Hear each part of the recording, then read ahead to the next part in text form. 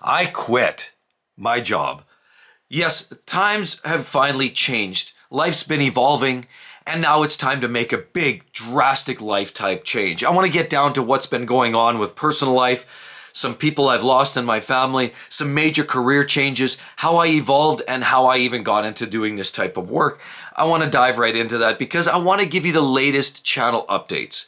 For a lot of you viewers out there who have been religiously watching my channels, I applaud you, and I really, really do thank each and every one of you.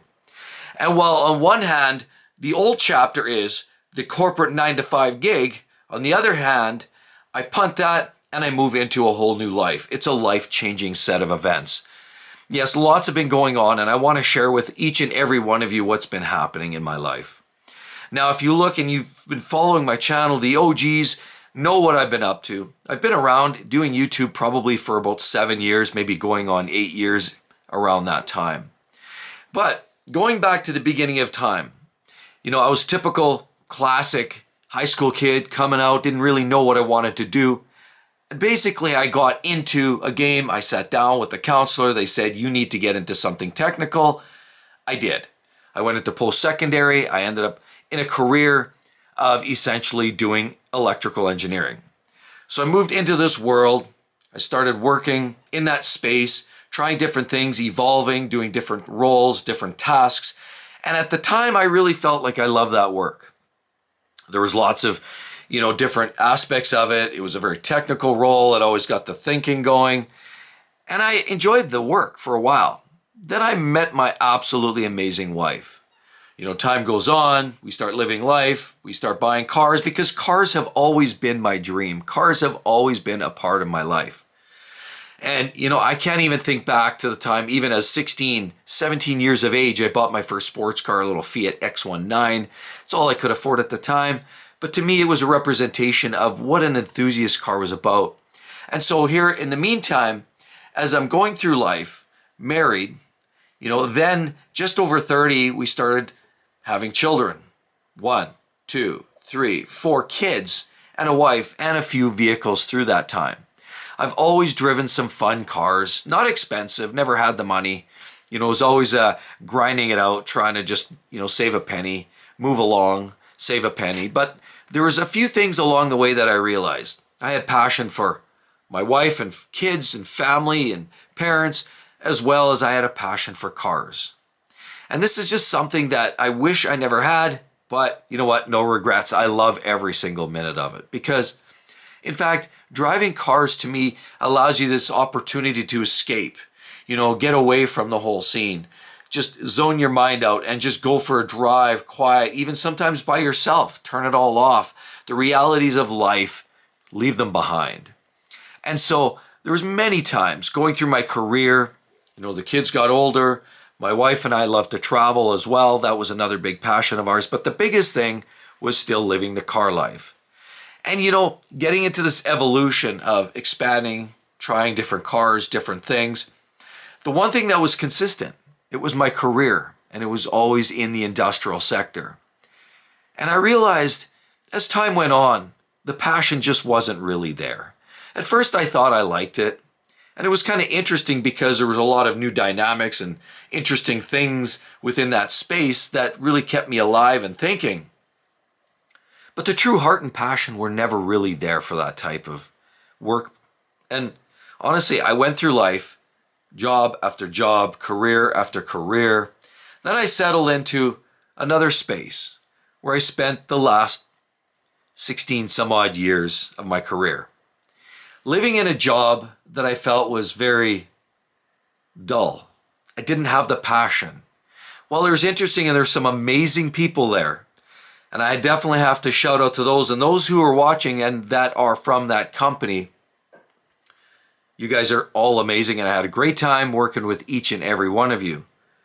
The reality is the work itself just sapped the soul out of me. I was feeling like a bird in a cage and I couldn't get out of that cage. And time went on and this feeling, this overwhelming feeling of being confined and lacking the passion in that type of work just kept me driving forward into this evolution of where I stumbled across this individual. His name's Brian, and I'll call him out because he's a good friend of mine now, and we've been good buddies for quite some time. And we met in that space. He also worked there and has since then decided to depart from the same organization. Now, Brian was an amazing guy with a lot of talent, very smart, another PN, professional engineer. He had his act together. And yet, his passion also was not his career. His passion was using his brains, using his creative thoughts, using his ability to expand, maybe opportunities in the entrepreneurship. But his career as it stood was not his passion, and neither was mine. And that's probably why they use phrases or coin phrases like birds of a feather. Because Brian and I were like birds of a feather. We were thinking very much alike. And what one thing was common, we both got into the world of YouTube. Now, Brian was ahead of the game. He thought about this. He understood it. He studied it. And then he exposed me to this whole game. And I always knew that I loved cars, but I didn't know how to live that dream out. I didn't know how to actually exploit those opportunities. I knew that I was a nobody. I was just coming from a world of, these types of different jobs. Now, I do want to expand on this because I didn't always just have those types of no name, no brain jobs. I want to also expand on that there was a significant period in my life where I did get into the automotive industry. And that takes me back to the fact that I had the passion and I was living it for some period of time. As a matter of fact, I've got a substantial history in the automotive sector. I worked for a private auction that was a dealer auction. Essentially, it was a Ford repossession auction. They dealt with repos. They dealt with lease returns. They dealt with vehicles that were often hard done by. A lot of these vehicles were abused because they were repossessed. They'd come in, they'd get polished up, polish a turd, they'd get back out on the lot, run through the auction house, which I was there for many of those auction days, exposing myself to that whole environment, how that works, the background, what wholesale and retail and how all of those things work in the automotive industry. I also then, after a period of time, moved into another space. I worked for a Toyota dealership, and that was another great learning. I started unloading trucks, paint protection film, undercoating, but I also learned floor plans, and I also learned lease and finance, and I also learned negotiation tactics, and I also learned a lot of tips and tricks, and I understood the background of the automotive industry. But I was doing it in a space that I really enjoyed. But I did all this automotive work for a period of time in my life. But then initially, coming out of school, I had this degree. But then I did all this automotive work because that's where my passion pulled me. But then after a period of time, you settle down, wife, kids, absolutely the best thing that has ever happened to me. But then you realize, you buy a house, you've got to settle down and do the responsible thing. Needed a practical job that was better paying, more predictable, regular paycheck, and to be a responsible father. So I started looking for work back in the original field that I came from. But I knew it wasn't really the passion, but I did it because I felt like I had to do something to bring home the regular paycheck. And we continued on our lives, buying cars, traveling, living with the family. Kids were growing up. I loved every single minute of it, but life was fast and it was hard to enjoy a lot of time with the kids. The only time you really got to enjoy it, sports, evenings, tried every single moment I could. Now, I didn't miss a lot, but I do feel that there was a heavy strain with the companies. The companies I worked for often pulled me lots of overtime. Sometimes I worked out of town. And it definitely put me in a predicament, a place where I was starting to resent that work, resent the very corporate world, resent the very industrial world, resent all of that space because it was taking me away from my family, the wife, the kids, as well as my passions like cars. Well, the cars are sitting in the garage. I could not actually enjoy any of it if I was sitting in a hotel room 500 miles away. But this was a harsh reality. And as I evolved, I got into this latest career, to which I evolved into a 16-year span. But then Brian introduced me to the world of YouTube, which was an opportunity to learn more about the technicality, and you could actually generate a little bit of a an income from it. Now, I wasn't in it for the money. I was in it because it was an available way for me to exploit, my passions, I'll call it wisdom, my experience in the automotive industry, to which I'd spent many years doing, and I was able to share a lot of that with people on the screen. Because I knew Top Gear, I knew Car and Driver and Road and Track, they weren't knocking on my door. It's not happening. Just kidding. I wish it was a thing, but it wasn't. And the reality was, I had to sort of make my own destiny. So this evolution into the YouTube world was something that the passion, it was pulling out of me. So on one hand, I have all this passion building and I was able to live the dream. Talk about cars, the very thing that I love to talk about.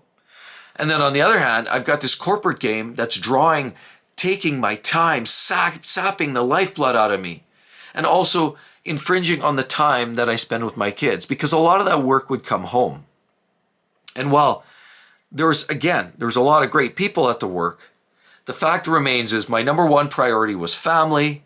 My number two, of course, strong, close priority. Second was the automotive sector, because I just loved it. That's just what I always aspired to do. And so time went on, and here we are. I started to build a channel about 7-8 years ago. I started learning the ins and outs, the do's and the don'ts, some of the tips, the tricks, the hacks, and here we are. I've been building, as all of the OG followers and viewers out there know, Exoticcar PlayPlace. And that was a place where I started from fun cars, passionate, vehicles that were enthusiast vehicles, exotics, luxury cars, even fun cars, enthusiast vehicles. Not all of them, they weren't all expensive, but if it was even a fun car, I look back in some of my times, and some of the most fun, enjoyable driving experiences weren't in the fastest McLaren. Granted, those were pretty exciting moments. But one of the best experiences were in my Fiat X19 that had barely 100 horsepower. Or a tricked out Mazda Miata that had stock engine, but it had a racetrack suspension setup with aggressive camber. And it was the most exciting car in the corners. Now, neither of those were expensive vehicles, but they were some of the most memorable driving experiences I've ever had.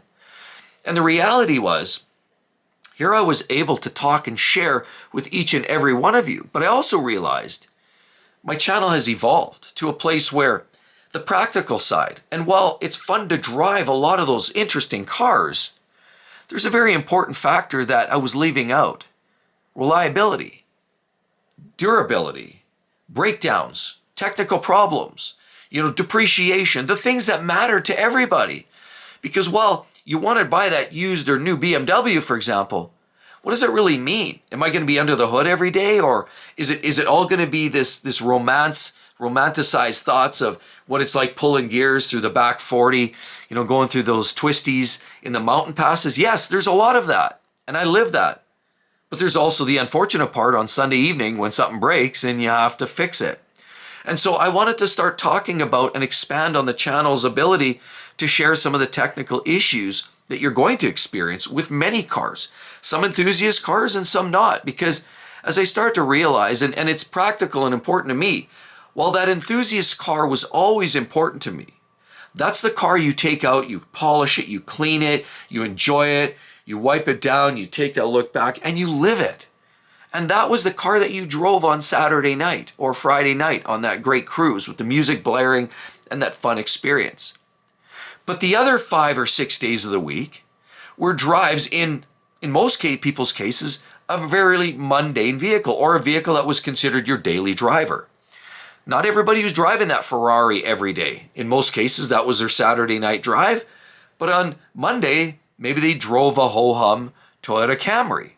And that's good. That's the reality of what most people live, is they have that daily car. And it was becoming clear to me that that was a very important priority in the automotive sector. And so I wanted to share that. I wanted to start expanding on that because I knew that information. It was all up here. But I just wanted to share that with everybody because I know that's a priority. And most people that ended up reaching out to me asked me, how reliable, or am I going to lose my shirt, or what are these things worth, or why do they depreciate so heavily? All of those factors I was starting to share on the channel. And while it felt like I was losing focus, on the contrary, I actually was very focused on the fact that there's people like you and I that really love driving. But we have to know what the practical side of ownership is all about. And that's what ECPP has essentially evolved to.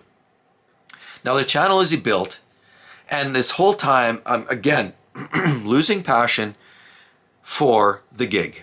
But then I also started to realize there was other big priorities.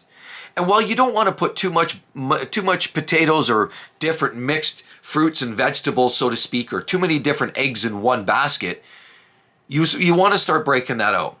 And so one thing that became clear in the last few years to me is that you have to start thinking about what matters to people. So I started another channel, a second channel, and it was called Mark Holowitz the Vlog. And so I started talking about those things, the passion pieces, because I didn't want to really talk so much about specifically my life and how cars are important to me, but I did it on a second channel called Mark Holowitz the Vlog. In the meantime, while this started back, and I think back 2021 was a very, very devastating day. My dad passed away. And that was hard. That was in March of 21. We were right in the heart of that. Everybody sitting at home. Obviously, the government was handing out money. A lot of people were working from home. But I wasn't. The organization I was working for basically had us primarily working in the office. So that was fine. But there was a lot of distractions. You know, you had this new work going on, the business, which I was dialed right in, and I was always amazing at what I did, and I truly stand by. Even though I didn't necessarily love it, I was great at it, and I put everything into it to make that job successful. But shortly after my dad passed away, I started realizing there was a shift. There was a bit of a tweak in my priorities. I focused even more on family. And it became more clear that this job, and it was eating into some of my background, my family time. Longer days, shorter nights. And you know what? Living the dream and the passion of doing the YouTube, I mean, that didn't help. But we did find a way to work around that. Then time goes on. And then as time wraps up, it was time. The career, it was time to walk away. And I did just that. Back here in 2024, in the end of February, I basically walked away from that full-time gig. Dropping 2 feet first, ready to take that leap of faith. I was looking at, what I was doing full-time, and could I essentially in some way replace what I was doing over there? Could I do this in a full-time capacity? I had a second channel that was starting to build, because now I evolved Mark Holowitz into what we see today, easy car buying. Because as time went on, I realized people don't want to hear about, my conundrums with, my Jaguar, or they didn't want to hear about a lot of those things. I mean, while I had a very, very, very passionate group, a small group of viewers that would reach out and they love the car. And I really do appreciate all that. And I do see them still coming around, and I still like to very much stay in touch with many of them. The reality is a very important thing has shifted in our environment, or in our economy. Cost of living crisis is so important. It's hitting each and every one of us. It's hitting us. We're feeling the burn. We're feeling the squeeze. As our friends and families, we're seeing people not buying those new cars, putting those buys off. They don't have the money. They're buying they're still driving those old cars, the worn out cars that they've been driving for years. They were hoping to get into something newer. But these prices of vehicles going through the roof, it's clear that there's one loser in this game. It's the buyer, like you and I. We can't get a break here. So I felt like, I'll take my experience, the background, auctions, my background in the automotive industry, working at dealerships, and everything I know in between. What I know on rebuilding engines, because I did a lot of that work too, working in shops. I wanted to take that and somehow be an advocate, be your voice, trying to not just, excite you, because obviously in easy car buying, if you've been watching, a lot of it is very excitable and it's a lot of very dynamic, and I'm trying to do that. I'm trying to raise interest. But that's the point. We need to have people listen, and listen well, because I really believe there's opportunities to save people money and break through the other side of this cost of living crisis. Things are hard. People are living on the streets. We have friends and families that can barely get by. I get it. We're all in a predicament. And I don't know if things are going to be getting a whole lot better, generally speaking, at least until something serious changes. But now, right after I walked away from that job, another very tragic turn of events. I lost my mother. And so in March, the end of March of 2024, my mom passed away too. So I lost both of my parents, essentially in the course of 3 years. Lots of big changes. I walked away from the work, the full-time corporate gig, which I knew for 16 years, lost my parents. Things were changing and evolving, health changes, other friends I've lost in the last few years as well. And it was just becoming very, very clear to me. I had to make a change. This whole thing, jumping ship, was very, very, very practical, and it made so much sense. This evolution of my career, moving away from that and moving in, turning a new leaf and flipping the new chapter. I've now started to realize what a win this was. This is such a huge benefit. And while it seems so stressful and anxiety inducing at the time, and it is, and you definitely have to have your ducks in a row. Never walk away from something that's a sure thing, but I had to do something, and it's been all for the good. Because the way it stands, I've been taking care of a lot of the other personal business, closing up from my parents' business, now evolving, and now this is so much better. I'm spending so much time. I'm at home. The kids get home early. I'm able to pick up one of the kids from school. I'm able to drop some off. I'm able to run errands in between doing video work. I'm able to go for that nice casual walk on a Sunday morning and grab my coffee. And it is so meaningful. Life is starting to have a meaning. And the meaning isn't evolving around trying to climb that corporate ladder. That means nothing to me now. Nothing. This means everything. Being there for the family, spending much longer days, having that time with each and every one of them has been a true blessing. Adding more time, because time is short. We know that. We're not here forever. And I'm starting to realize that the more I enjoy this, the more it means so much to me. I coined the slogan, life's too short to drive boring cars, on the primary channel, ECPP. We know that. That's absolutely. And I live by it. And I've always lived by that because I believe you should always live to your passions and your dreams and no regrets. And I live no regrets. And so that's where that came from. I've just expanded on it. Life's too short to drive boring cars or not to live life. And we'll call it 2.0, if you will, because it is truly important. And it's important to me. And I know it's important to you. I know we all get caught up in this hustle bustle of life. We chasing the dollar, just trying to stay ahead of the game. And honestly, it's usually a losing battle. So we got to take a step back, think about what those priorities really are. What really matters? Does that corporate game, does that next slot up really matter that much? Maybe it does. And to some people, it clearly does. I'm not here to talk anyone down from that. I'm just saying, let's do a refocus on our priorities. Because family, friends, and health are number one priority. And of course, second to that are your big priorities that you've always enjoyed. The things that make you tick, the things that drive you from within. Do you like to travel? Well, then travel. Do you like golfing? Take up golfing. Maybe sewing or knitting. Maybe that's your storyline. Whatever it is, live it. Live the dream and don't regret. No regrets, because that is truly the life I'm living today. And taking that leap of faith was the biggest win in my life that I could have ever imagined. And so I'm just here literally not to pitch the fact that, I'm developing this channel, Exoticcar PlayPlace, and really going at it full bore, full time. And I'm trying to bring on a whole host of staff. We've got 2 to 3 editors. We've got a couple film people. I've got a manager that looks after the channel to help me, advise me on some of the analytics. I've got a staff of, 5 or 6 people ongoing in and out and helping me constantly through this game. But I'm evolving into this easy car buying because this is clearly a very important factoid for many people.